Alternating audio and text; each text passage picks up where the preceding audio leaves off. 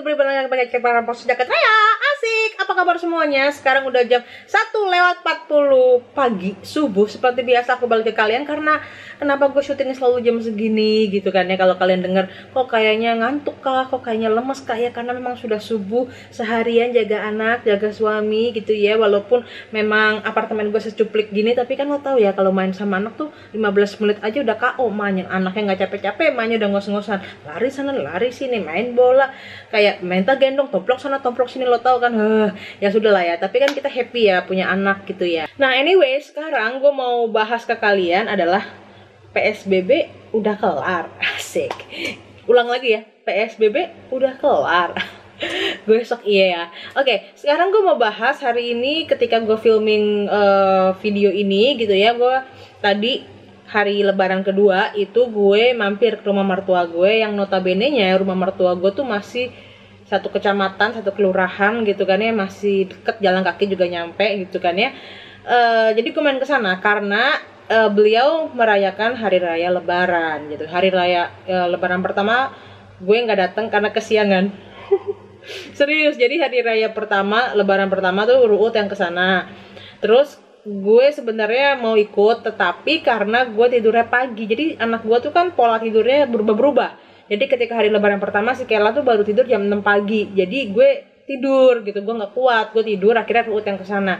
Nah hari lebaran kedua gue menghormati untuk datang gitu ya, untuk bersilaturahmi sama mertua gue gitu, selamat lebaran, mohon maaf lahir batin dan segala macam. On the way ke perjalanan ke rumah mertua gue, karena sebenarnya kalau naik motor lo bisa potong jalan, tiba-tiba udah dari belakang komplek mertua gue. Tapi kalau naik mobil kita lewat jalan besar gitu, jadi agak jauh gitu ya. Jadi kalau naik mobil gue lewat jalan besar, sehingga melewati lah segala pecel ayam, nasi goreng, sate ayam, sate padang, sop kambing, kebab, terus roti-rotian, terus babel-babelan, boba-bobaan, terus juga pokoknya banyak banget. Di sepanjang jalan itu ada tiba-tiba kayak semacam pasar gaget, orang-orang ngegelar gitu pada neon berjejeran gitu. Ada sepatu, ada kopiah, ada baju, ada apalagi makanan-makanan, ada segala macam mainan, pokoknya tiba-tiba banyak banget yang dagang. Gue sampai kaget. Terus ketika di dalam mobil tuh gue sih notice gitu. Terus ini kenapa motor semua ya kan berasa rame gitu. Lampu nyorot karena udah agak gelap gitu, udah malam, udah habis maghrib gitu. Terus ini gue doang yang merasa gitu apa gimana, kata Ruth. Iya nih rame banget gitu. Memang ternyata full banget. Di sepanjang jalan tuh orang berhenti berkerumul gitu ya. Kerumunan gitu. Dan mirisnya lagi sedikit banget yang menggunakan masker. Gue nggak bilang hampir semua tidak menggunakan masker, tapi kayak sedikit banget yang menggunakan masker. Bahkan yang dagang gue liat penjual-penjualnya nggak pakai masker.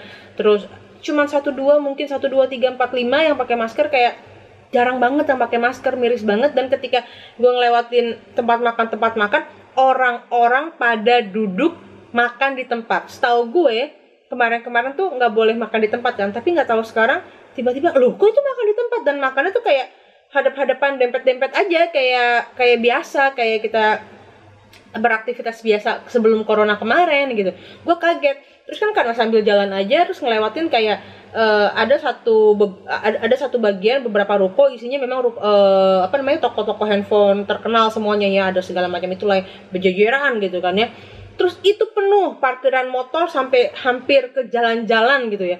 Gue lihat, wadaw, gitu, semuanya lagi pada sibuk belanja handphone. Iya, gue paham ini karena hari raya gitu, banyak teman-teman yang mendapatkan THR atau angpau atau apapun itu gitu ya. Tapi sebagaimana gue tahu kan, kalian tahu ya, dalam kondisi pandemi kayak gini, kerja dari rumah, banyak teman-teman, saudara-saudara kita yang di PHK. Banyak juga yang nggak sedikit juga yang THR-nya dipotong, ataupun nggak dipotong tapi di parsial, 50% dibagi sekarang, 50% lagi nanti akhir tahun. Pokoknya banyak modelannya ya. Tapi anehnya, kenapa toko handphone rame? Gue bingung. Sepenuh itu. Baru gue lihat sepenuh itu hari-hari biasanya mah kosong biasa ya. Ini kayak penuh banget, kayak bener-bener parkiran kayak abis bubaran mall tuh, kalau penuh gitu. Iya penuh kayak gitu. Gue nggak lebay, tapi kayak beneran penuh. Wadaw, gila, orang-orang pada beli handphone. Terus gue ngelewatin ada distronya juga penuh, sampai orang-orang pada antri untuk masuk ke dalam distro itu. Gila nggak? Gue kayak wow. Jadi yang katanya kemarin nggak ada duit gitu kan ya, nggak bisa makan, pada panik buying gara-gara takut kekurangan sembako segala macam. Ternyata orang daya belinya masih tinggi juga ya, terlihat dari semua orang-orang pada di luar, pada jajan, pada belanja, pada beli handphone segala macem gitu ya. Gue nggak menyalahin, itu kan duit-duit kalian. Kalaupun hasil kerja kalian. Tapi gitu kan ya, menurut gue alangkah baiknya di saat krisis kayak sekarang ini nih, ya kita ya harus maksudnya ya mensiasati pengeluaran kita gitu. Kalau nggak perlu amat ya kagak usah lo beli gitu ya. Jangan sampai demi gengsi, demi dibilang keren, demi pride, biar kayaknya wah handphone baru gitu, wah gadget baru, kayaknya hati lo berbunga-bunga kalau dipuji sama teman lo kayak gitu. Tapi buat apa kalau dompet lo kosong, kalau ATM lo habis itu kosong, ya nggak gitu kan ya. Gue bukannya mau ngenyet atau gimana ya, tapi akhirnya gue sampai rumah deh, udah pokoknya intinya gue sampai rumah silaturahmi sama bokap mertua, sama dedi selamat lebaran minal aidin wal faizin gitu, mohon maaf ya Det ya kalau udah salah ya. Terus kita makan bareng karena kebetulan gue belum makan, jadi gue makan di rumah dedi. Gue makan, setelah makan segala macam, terus gue bilang sama pembantunya dedi gitu, gue manggil mertua gue dedi ya, pembantu di rumah situ gitu ya. Terus tolong jagain Kela sebentar gitu, karena si Kela tuh kalau gue makan nangis kayak mami ayo main, ayo sini udah sana dulu. Akhirnya si mbaknya bawa si Kela ngeliat anjing tetangga di samping dari pagar gitu doang gitu kan. Kela suka lihat anjing kan. Dah gue makan. Nah selesai makan, si mbaknya Kela sama si Kela kan balik tuh, kira-kira ya 5 menit lah ya dia balik lagi ke rumah gitu ya. Terus di mejanya ada handphone gitu. Nah kan gue tahu ya handphone mbak gue kemarin tuh apa gitu ya. Begitu, wih handphone baru nih, gue bilang gitu. Handphonenya yang udah layar semuanya gitu, yang udah ya lo tahu kan ya handphone zaman sekarang yang layar semuanya gitu, yang full screen gitu kan. Terus dia senyum-senyum, ya lah kak, aku kan kerja butuh juga handphone baru. Gue nggak nyalahin, mungkin ya maksudnya adalah saya udah capek-capek kerja, gue mau menikmati hasil daripada kerja keras gue buat diri sendiri, nyenengin diri sendiri, nggak ada salahnya gitu kan ya. Tapi gue lucu aja, baru aja gue, jadi ketika perjalanan itu gue ngelihat toko handphone yang rame, gue ngepost di Instagram gue bilang hari ini gue main ke rumah mertua karena mertua gue kan lebaran ya, jadi gue kesono dan rumahnya deket banget sama rumah gue. Terus gue ngelewatin tuh toko HP penuh coy, rame gila. Ini orang lagi PHK di mana-mana, terus THR katanya dipotong, terus lagi krisis begini dibela-belain ya duit THR beli HP baru, dan segala warung makan di pinggir jalan full penuh pada makan di tempat. Ini PSBB udah kelar apa bagaimana dah? Terus mirisnya lagi gue lihat sedikit banget yang pakai masker. Aduh, gue komen begitu. Baru selesai gue ngepost di Insta Story, gue sampai rumah ngeliat pembantu gue pakai handphone baru. Terus gue pegang kan handphone, terus gue bilang, beli berapa nih Lus? Gue bilang, namanya Lucy kan.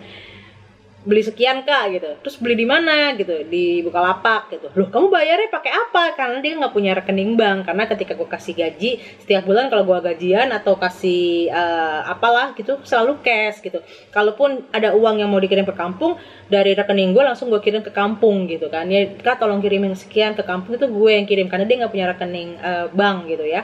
Terus akhirnya gue bingung kenapa dia bisa beli handphone transferan gimana? Gue tanya gitu ya.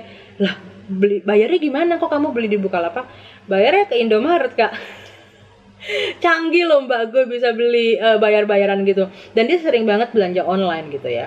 Terus habis itu dibilang, beli berapa kamu? Beli sekian kak gitu. Nah sekian yang disebutinnya itu adalah kurang lebih 70 hingga 80% daripada nominal gajinya dia plus THR yang udah gue kasih gitu. Kayak dan gue nggak tahu kan, memang sih mungkin ini bagian daripada menyenangkan hatinya dia, karena dia sedih ya lebaran nggak bisa pulang kampung, nggak bisa kumpul bareng keluarga. Gue sih tidak menyalahkan, apalagi dia juga masih muda, umurnya masih 18 atau 19 tahun gitu ya. Dia udah dari kecil udah kerja buat keluarga, buat dirinya sendiri. Tapi yang gue mau sharing di sini adalah masalah terkait dengan finansial gitu kan ya. Gue semenjak gue mengalami kerugian dan kebangkrutan gitu ya, gue mulai belajar dan mulai sedikit lumayan melek akan financial freedom, akan financial management gitu ya. Jadi gua nggak lagi impulsif untuk membeli sesuatu barang gitu. Misalnya gue mau tas branded A gitu. Sebenarnya kalau gue adalah Elva yang dulu, gue langsung aja beli gitu. Abis selesai gue beli, terus gue taruh di lemari. Kadang gue pakai, kadang gue enggak, kayak ngendok aja gitu.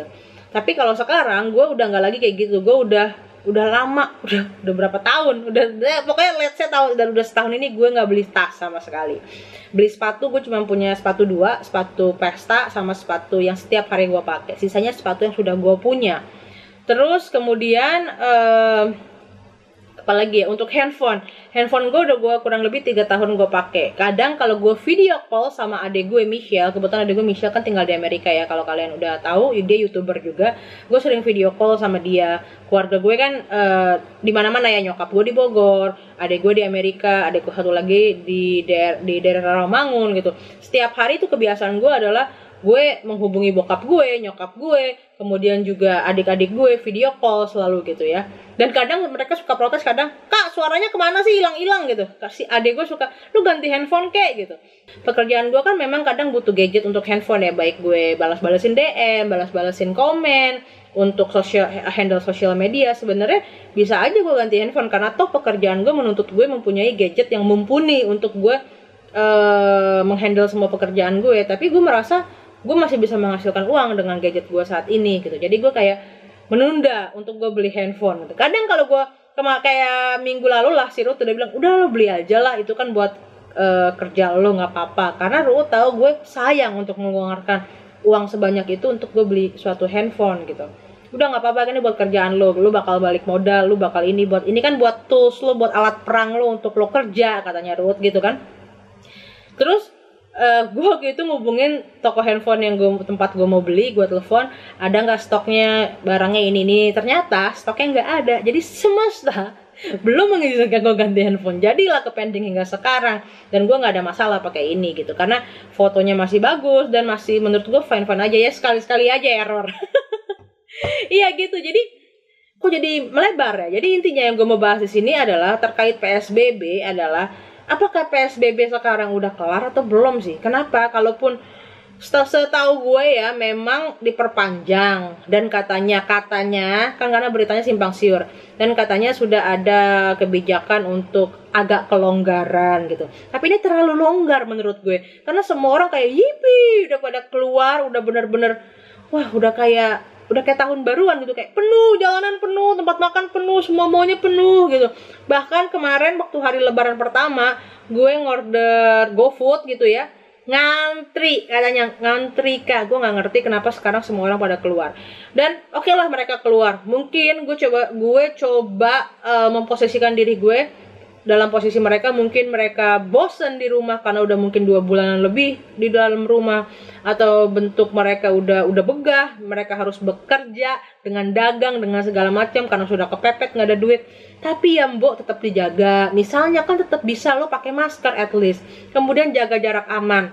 Ini dempet-dempetan, makan hadap-hadapan segala macam gitu, itu riskan banget gak sih? Tiba-tiba amit-amit, kan gue nggak tahu ya. Biasanya kalau ketemu mertua gue, anak gue tuh selalu peluk eyangnya, cipika-cipiki. Nah sekarang udah nggak pernah, semenjak ada corona ini udah nggak pernah masuk rumah mertua gue, cuci kaki, cuci tangan, segala macam, bersih-bersih. Udah nggak ada peluk-pelukan, udah nggak ada cipika-cipikian gitu, segitunya gitu. Dengan orang yang relatif gue tahu relatif aman, karena mertua gue udah tua, terus di rumah aja, nggak kemana-mana. Tapi kan ya tetap aja menjaga gitu kan ya. Ya udah. Tapi ini orang lain dengan orang lain, mereka makan hadap-hadapan, terus mereka berdagang. Waduh, gue nggak, harusnya tadi gue videoin ya. Tapi bener-bener rame banget, apalagi rumah gue deket BKT ya, sepinggir BKT, jajanan, dagangan semua full cuy, full sama orang. Gue sih miris aja, kasiannya apa, kalau kalian udah capek-capek 2 bulan di rumah, tiba-tiba amit-amit keluar, kalau tiba-tiba lu nggak tahu terjangkit virus itu gimana, terus jadinya nanti keluarga lu gimana kalau tiba-tiba lo sakit. Terus kayak makin membludak aja orang-orang. Nah gue kan juga manusia ya, gue juga punya rasa bosen gitu. Makanya untuk menjaga kewarasan gue, kadang gue kalau sore-sore ke bawah, entah jalan keliling komplek, apartemen, muter-muter, atau ke Indomaret atau ke Alfamart, cuma beli misalnya es teh, es kopi, atau es krim buat anak gue.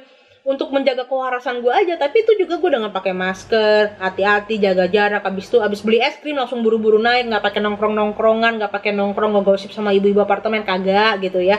Bener-bener yang segitunya.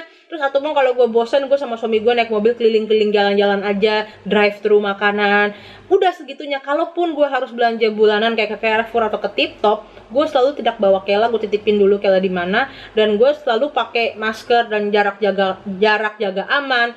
Jaga jarak aman. Selalu jaga jarak aman. Terus habis belanja bener-bener pulang gitu. Tapi menurut gue itu bagian daripada kebutuhan dan untuk menghilangkan rasa jenuh gue di rumah gitu kan. Ya bosen ya tembok sama tembok, apalagi gue di apartemen gak punya tetangga. Maksudnya ada tetangga tapi kita nggak ngobrol, bahkan gue nggak tahu tetangga gue siapa gitu ya. Paling ketemu sama ibu-ibu apartemen yang di bawah gitu. Tapi menurut gue miris aja. Buat teman-teman yang dengar video ini dan kalian melakukan hal tersebut, ya sayangi diri kalian, sayangi keluarga kalian, sayangi anak kalian, sayangi diri kalian gitu ya. Itu bentuk apresiasi kalian terhadap diri kalian, menghargai diri kalian untuk menjaga diri kalian untuk tetap sehat gitu. Apalagi dengan peraturan yang udah dibuat pemerintah. At least lo patuhin pakai masker, jaga jarak aman, jaga kebersihan gitu. Kalau lo memang harus beraktivitas gitu ya. Dan untuk teman-teman, aku tahu ini masa krisis segala macam, kita harus mungkin berdagang gitu untuk melakukan transaksi gitu, melakukan aktivitas ekonomi untuk kalian bisa hidup gitu ya. Lagi-lagi tetap jaga jarak aman. Lu berusaha semaksimal mungkin untuk meminimalisir semua permasalahan yang ada. Kalaupun amit-amit udah lo meminimalisir tapi tetap amit-amit lo kena gitu kan ya, lo sial aja gitu ya. At least lo udah berusaha gitu. Jangan lo perang tapi lo tidak mempersenjatai diri lo dengan peralatan perang lo gitu kan. Dan untuk teman-teman lain yang khilaf mungkin gitu ya, yang khilaf, yang impulsif membeli segala macam mentang-mentang ada duit tambahan karena THR, menurut gue ya, saran daripada gue, hati-hati karena kita nggak tahu masalah ini sampai kapan. Dan gue yakin dan percaya, gue nggak mengharapkan ada terjadinya masalah ke depannya, tapi namanya kita hidup harus ada namanya dana darurat. Kita nggak tahu ke depannya sakit, kita nggak tahu ada kasus corona kayak gini, kita nggak tahu ada apa di depan kita gitu. Kita harus untuk itu kayak sedia payung sebelum hujan. Kita harus prepare, kita harus nabung gitu ya. Ada dan tidak ada apa-apa pun kita tetap harus nabung. Untuk apa? Untuk masa depan kita, untuk masa depan yang lebih baik, untuk kehidupannya lo yang lebih baik. Lebih baik lo sekarang susah-susah, biasa-biasa aja, hidup normal, tapi hidup lo ke depannya lebih mapan daripada sekarang lo foya-foya, ke depannya hidup lo begini-gini aja. Jadi menurut gue tuh nggak ada kata, nggak ada alasan untuk bilang pendapatan gue sedikit, nggak cukup segala macam. Banyak kisah nyata lo bisa cari di YouTube atau di mana-mana, orang dengan penghasilan sedikit bisa berhasil nabung dan investasi untuk suatu hal yang lebih luar biasa lagi, yang mungkin saat ini gue juga belum bisa capai gitu ya. So, menurut gue gitu aja. Buat teman-teman yang lain, kita harus prihatin juga karena banyak keluarga, saudara-saudara di luar sana yang mungkin kondisinya tidak seberuntung kita saat ini. Jadi kita harus prihatin aja gitu ya. Lebih baik lo simpen duit lo untuk hal yang lebih baik ke depannya. Itu aja sih. Ini gue tahu itu duit lo, gue juga nggak minta duit lo ya. Tapi ini kan cuma sharing aja ya, bentuk kepedulian gue terhadap kalian. Dan gue juga belum benar. Jadi kita saling sharing aja, saling mensupport, saling ngingetin gitu. Oke guys, kalau kalian suka dengan videonya, jangan lupa klik like, komen di bawah, subscribe, and share di semua sosial media kalian. Sampai ketemu di video kabar berikutnya. Dadah. Muah.